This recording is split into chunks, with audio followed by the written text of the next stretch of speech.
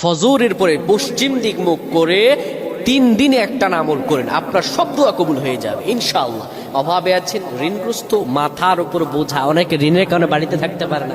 আরবিতে একটা প্রবাদ বাক্য আছে, আল করজু মিকরাতুল মুহাব্বা, ঋণ হচ্ছে ভালোবাসার কাছে শুরু।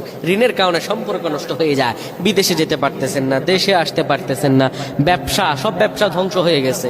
একটা আয়রোজি করবেন, সব ধ্বংস, ব্যবসা প্রতিষ্ঠান ধ্বংস হয়ে গেছে, চাকরি নষ্ট হয়ে গেছে। আপনি আমলটি করুন, 3 দিন করুন, আল্লাহ তাআলা আপনার সব দোয়া কবুল করে দেবেন। সন্তান কথা শুনছে না, আমলটি আপনি করে দেখেন না। ফজরের পরে আপনি পশ্চিম দিক মুখ করবেন। অনেকেই কেবলামুখী হই না, এভাবে ওভাবে আমল করি, এই জন্য হয়তো আল্লাহ কবুল করেন না। কিন্তু আমলের একটা নিয়ম আছে, প্রত্যেকটা জিনিসের একটা নিয়ম।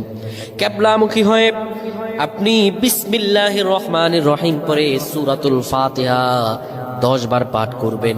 সূরাতুল ফাতিহা 10 বার পাঠ করার পরে 3 বার বলবেন আল্লাহ আল্লাহ আল্লাহ। এরপরে আপনি ইয়া রাজ্জাকু 100 বার পড়বেন, ইয়া রাজ্জাকু 100 বার পড়বেন, হে রিজিক দাতা।